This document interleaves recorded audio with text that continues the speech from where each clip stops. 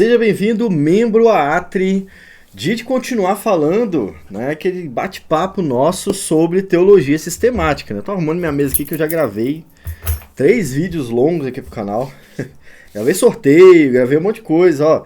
Tá tendo sorteio, tá? Pra você que é membro, não tá olhando os vídeos de sorteio e anúncio, né, avisos. Ó, tô até sem voz. Tá perdendo material, tá? Bom, hoje o nosso tema vai ser sobre a criação, né? Vamos conversar um pouco sobre a criação aqui. É um capítulo extremamente simples pra gente, que já está na igreja há muito tempo. Isso é ensinado na escola dominical e tudo mais. Então nós não vamos falar sobre tudo, né? Não precisa falar de tudo isso de novo.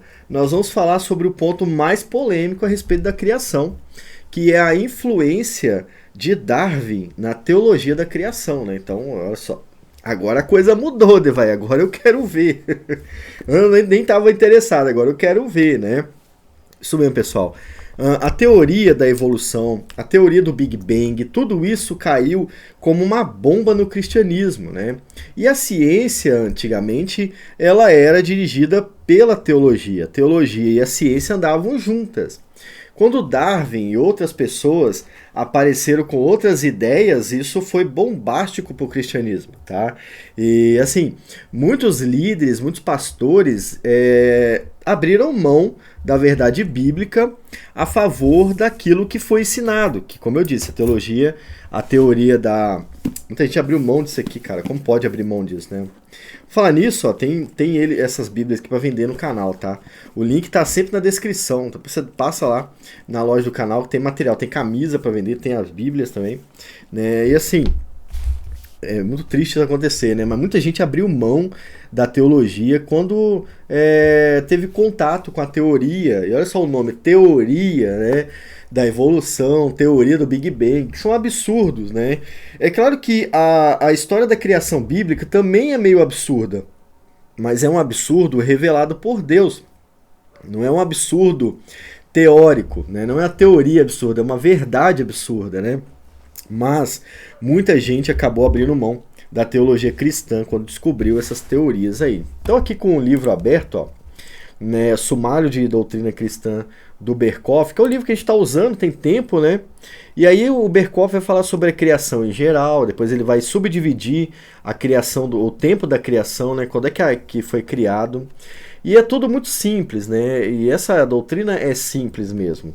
Mas assim, depois de você ver esse estudo, que é uma conversa, então vai ser mais rápido, estuda numa teologia sistemática se você nunca estudou sobre a criação. Não vai dar tempo de colocar aqui, ficaria um vídeo muito extenso, né? Mas é simples, tá? No tempo da criação foi no início de tudo, antes de nada, antes de tudo não existir, né? Quando só Deus havia, né? Esse é o tempo da criação. E eu acho uma coisa interessante que o próprio tempo foi criado também por Deus nesse processo de criação, né? Mas ele vai falar sobre o propósito final da criação, né? Vamos ler o propósito final, né? Há quem ensine que o propósito da criação é a felicidade do homem. Então, o humanismo cai em cima disso aqui, né? Seu argumento é que Deus não pode ser em si mesmo o propósito final da criação, porque ele é um ser em si mesmo suficiente. Tipo assim, Deus não pode fazer algo para a sua felicidade, para a sua própria glória, né? É uma maneira de limitar Deus e colocar o homem no centro. É uma mensagem humanista, tá? Iluminista talvez, mas humanista com certeza.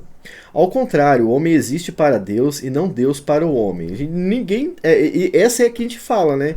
O homem existe para Deus e Deus não existe para o homem. A Bíblia nos ensina claramente que Deus criou o mundo para assim manifestar a sua glória. E é da vontade dele. Quando a gente fala da vontade, a gente não fala que é algo que tem que acontecer, diferente, tá?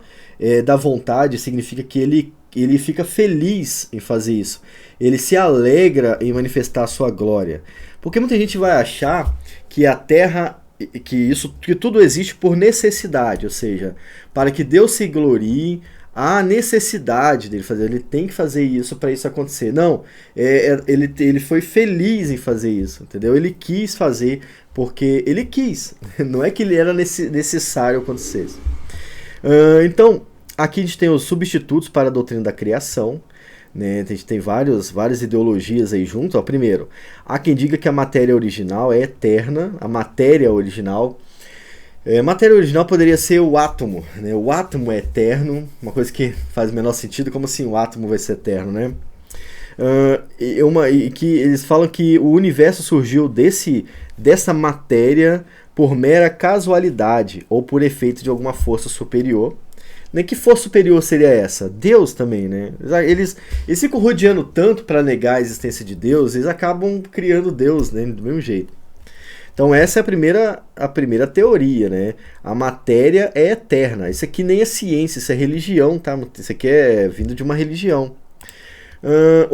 Outro grupo afirma que Deus e o universo são na realidade uma coisa só. Que o gnosticismo ensina mais ou menos isso aqui, né?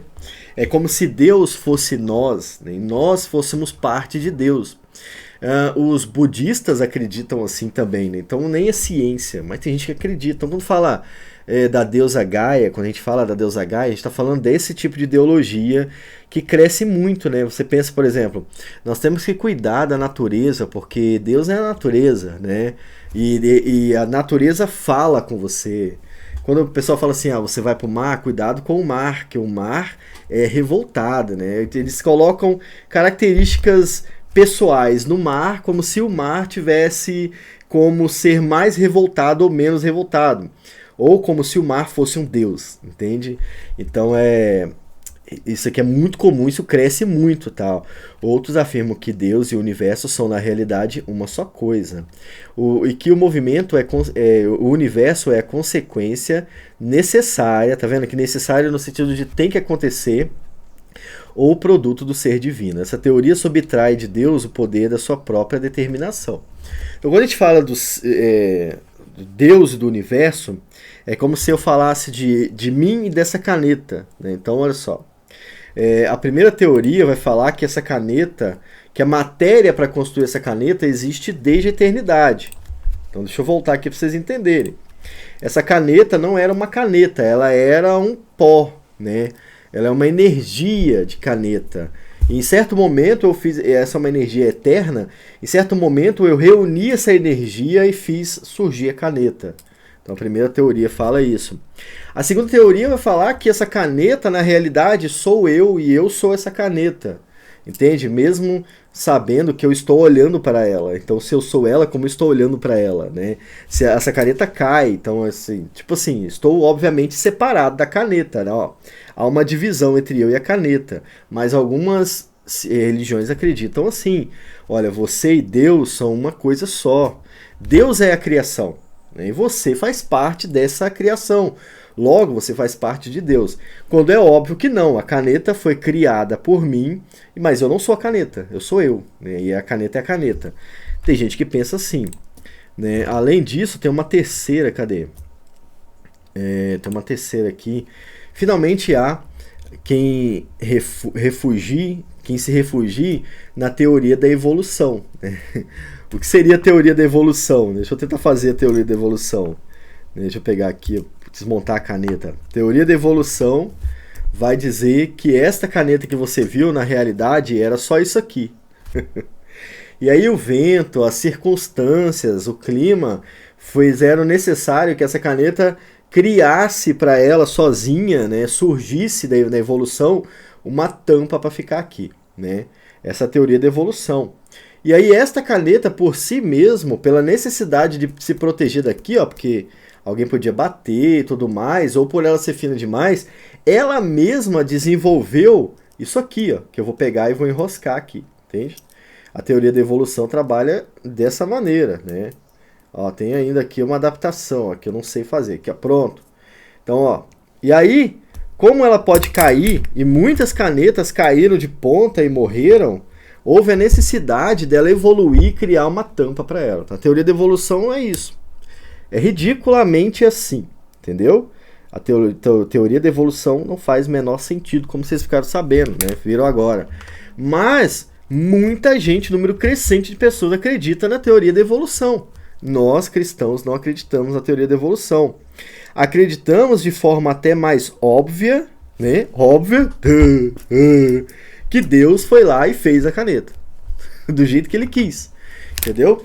Mas tem gente que tem problema com isso. Né? Há provas de que Deus criou do jeito que as coisas eram? Sim. A própria história é essa prova. Na história mais antiga e registrada da Terra não há evolução de nada.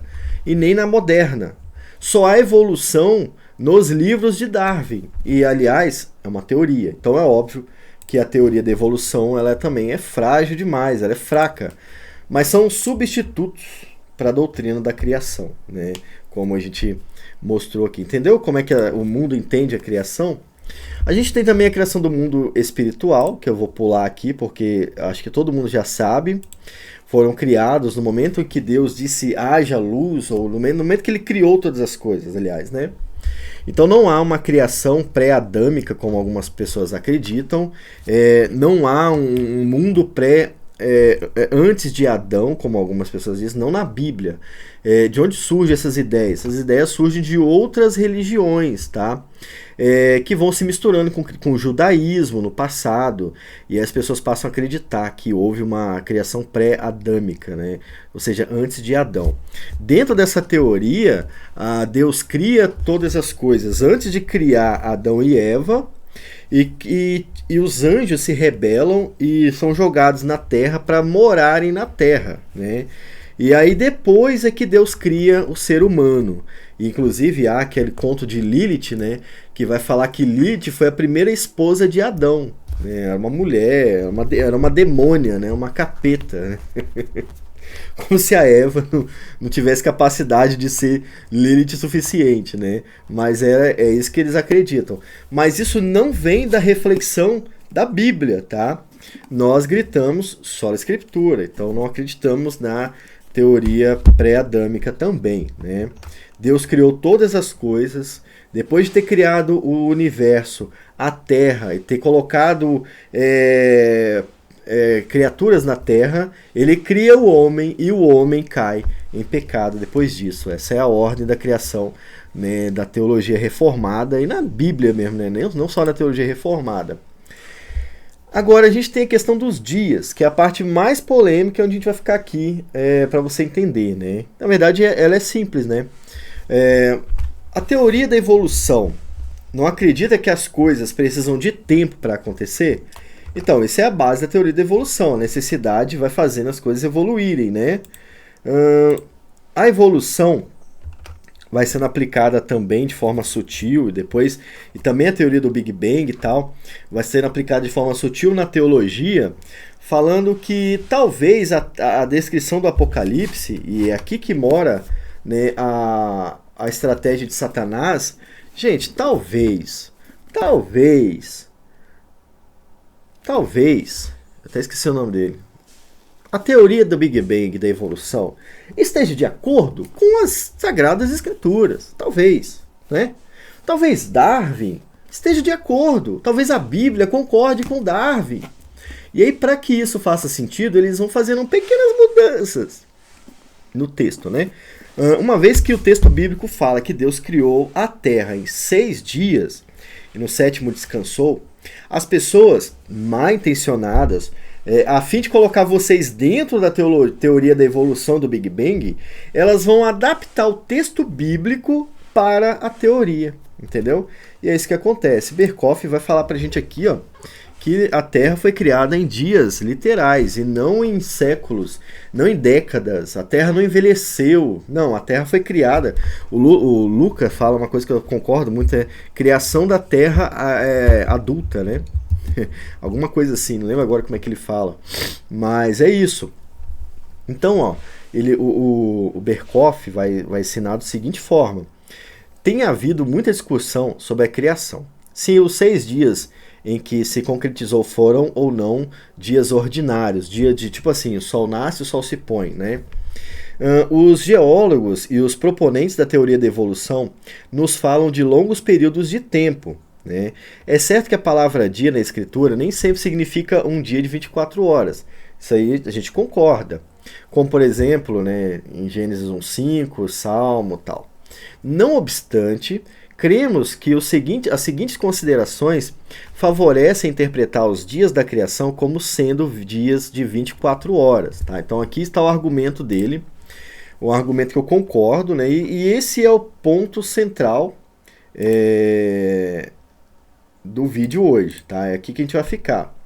Primeiro argumento, a palavra hebraica yom, devo estar falando errado, óbvio, né? Denota normalmente um dia ordinário. Essa palavra geralmente é usada em toda a escritura para falar de um dia ordinário. E a menos que o contexto requeira outra interpretação, deveríamos entendê-lo como um dia de 24 horas. Então, primeiro ponto, os escritores do Antigo Testamento usam o termo yom, devo estar lendo errado, como um dia de 24 horas. Por isso, obviamente, que o texto aqui em Gênesis também, né? As repetições das expressões manhã e tarde favorecem essa interpretação também. Os liberais, eles vão falar que ali há símbolos, tá? Aliás, os liberais mais liberais vão falar que Gênesis 1 é um poema, ele não é literal. Inclusive, falando disso, eu lembrei daquela Bíblia Nova Reforma, que ela vai sustentar essa ideia também. Então, o que acontece? A repetição ali da expressão manhã, tarde, ela denota um dia passando, entendeu? E não há um simbolismo em Gênesis 1. Há uma descrição, entende? O simbolismo na Bíblia, quem fez leitura imersiva 2 sabe disso, né? O simbolismo na Bíblia, ele está sempre empregado em conteúdo profético. Conteúdo profético é quando alguém vai chamar a atenção de outra pessoa na Bíblia ou quando vai proclamar o que Deus vai fazer no futuro, entendeu? Aí sim, geralmente tem conteúdo profético. Agora, quando Moisés escreve, no princípio criou Deus os céus e a terra, isso é um relato histórico, entende? É uma narrativa histórica, né, que a gente fala. E não é um texto profético, é um texto literal. Então, quando você vai no próprio texto, vai falar que foi manhã e tarde, né, fala da noite também e tudo mais. Então, por isso, ali é dias mesmo. O texto fala dias, tá? Foi também um dia de 24 horas que Deus separou para ser o seu dia de descanso no final da criação. Olha só, esse argumento é bem interessante, né? Porque muita gente capota nele, né? Falam, ali é simbólico. Então quer dizer que o dia de Deus é simbólico? Quantos milhares de anos é o dia simbólico de Deus? Entende? Você tem que descansar no sétimo dia, né? Nós agora somos nós descansamos no primeiro dia, né? Esse sétimo dia pode ser 2 milhões de anos, então, já que é simbólico. Ou talvez por ser simbólico o texto não tenha significado nenhum. Aí isso vai contra o sola escritura, né? Então o próprio dia que Deus separou para si, que é o sétimo, também é literal. Então, obviamente, os outros dias também são literais. Não há motivos para não acreditar assim. Em Êxodo 20, 9 a 11, nos ensina que Israel devia trabalhar 6 dias, literais, e descansar no sétimo. Por quê? Porque o Senhor fez os céus e a terra em 6 dias e descansou no sétimo. Então veja que a Bíblia, é aquilo que eu sempre falo para vocês, a Bíblia explica a Bíblia. Se houvesse um outro texto na Bíblia falando que lá era simbólico, a gente teria que acreditar que era simbólico.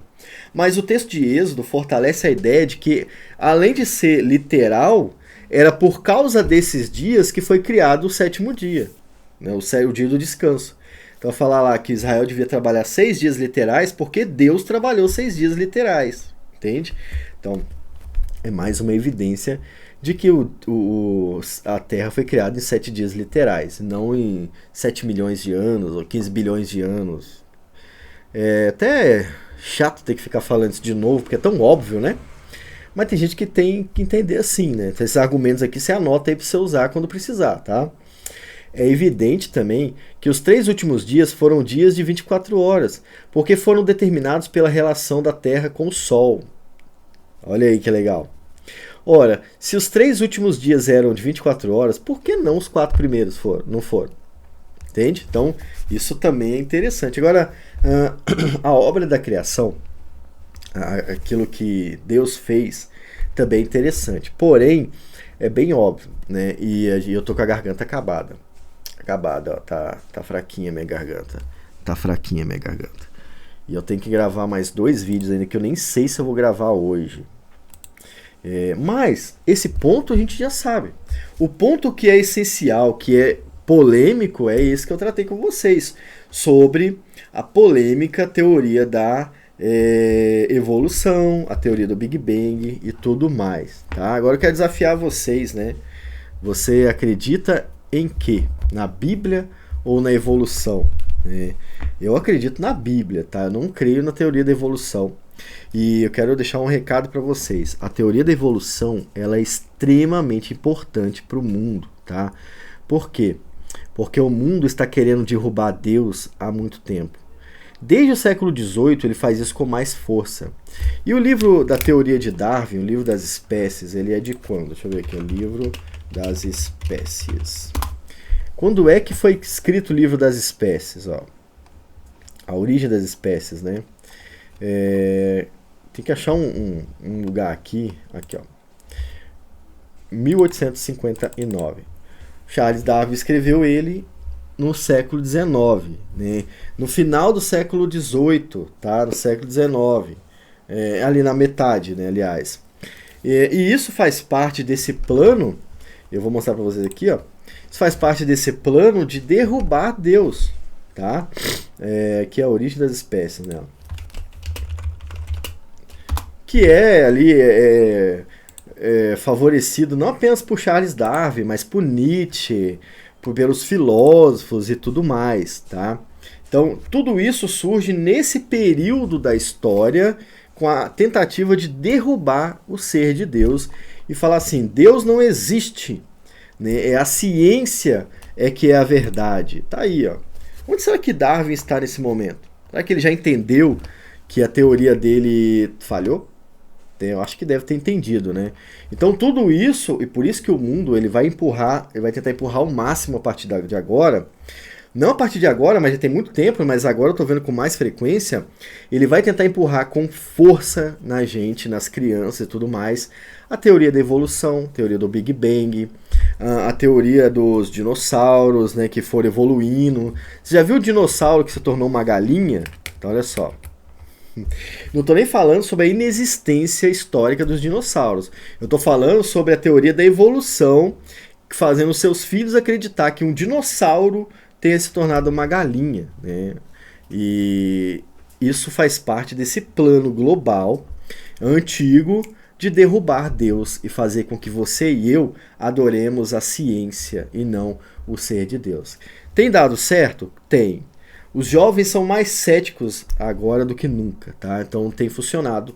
Mas eu espero que não funcione com a sua família, nem com a minha família. Por isso nós precisamos ensinar do jeito certo. Como é que foi criado todas as coisas? Deus criou todas as coisas em 7 dias. O macaco que você conhece hoje é o macaco que Deus criou no dia da criação. O cachorro é o cachorro da criação, a vaca é a vaca da criação. Ela só mudou a cor, ela mudou as bolinhas, mas é a vaca que Deus criou, né? Não é à toa que há lã e a ovelha desde a criação, né? Olha só, a Bíblia é contra esses ensinos aí científicos e é por isso que eles são fortes agora para tentar derrubar a nossa fé. Fiquem espertos então em relação a isso. O próximo tema aqui do nosso estudo específico aqui, né, bate-papo sobre teologia, ele vai tratar sobre a providência de Deus, um texto que eu gosto muito, né, e nós vamos bater um papo sobre a providência de Deus, né. Para quem tem o livro aí do Berkoff, pode ler nele. Se você não tiver o livro, quiser comprar o livro, usa o link que está aqui na descrição para comprar, que você vai favorecer o canal. Fiquem todos com Deus, até o próximo vídeo, é um prazer falar sobre isso com vocês. Tchau!